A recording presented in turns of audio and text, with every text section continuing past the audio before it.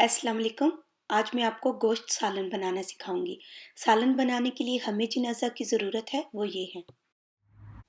500 ग्राम lamb chops, 2 दरमियाने size के प्याज जिनको कद्दूकश कर ले या बारीक काट ले, 4 दरमियाने साइज़ के टमाटर जिनके ऊपर से छिलका उतार के छोटे टुकड़ों में काट ले, 1 चाय का चम्मच ज़ीरा पाउडर, 1 चाय का चम्मच तंदूरी मसाला, 1 चाय का चम्मच सूखा धनिया पाउडर, 1 खाने का चम्मच सूखी मेथी, 1 खाने का चम्मच हरा धनिया बारीक कटा हुआ, 1 हरी मिर्च कटी हुई, 6 से 8 खाने के चम्मच कुकिंग ऑयल, 1 चाय का चम्मच अदरक का पेस्ट, 1 चाय का चम्मच लहसुन का पेस्ट, 1 इंच का टुकड़ा दालचीनी, 1 काली इलायची, 1 चौथाई चम्मच गरम मसाला, 1 चाय का चम्मच नमक, 1 चौथाई चम्मच हल्दी, 1 चौथाई चम्मच पिसी हुई काली मिर्च, 1 चाय का चम्मच सुर्ख मिर्च पाउडर।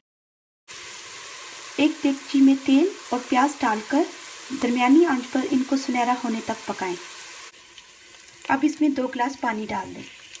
फिर इसमें लैम्ब चॉप्स, लहसुन अदरक का पेस्ट, दालचीनी, काली इलायची, नमक, हल्दी, काली मिर्च, तंदूरी मसाला, पिसा हुआ सूखा धनिया और ज़ीरा पाउडर डालकर अच्छे से मिला लें। फिर इसको 5 मिनट के लिए कवर किए बगैर पका लें। अब इसको ढाँप दें और 30 मिनट के लिए दरमियानी आंच पर पकाएं। अब इसमें टमाटर और सुर्ख मिर्च पाउडर डालकर मिक्स करें और कवर करने के बगैर दरमियानी आंच पर 15 मिनट के लिए पकाएं।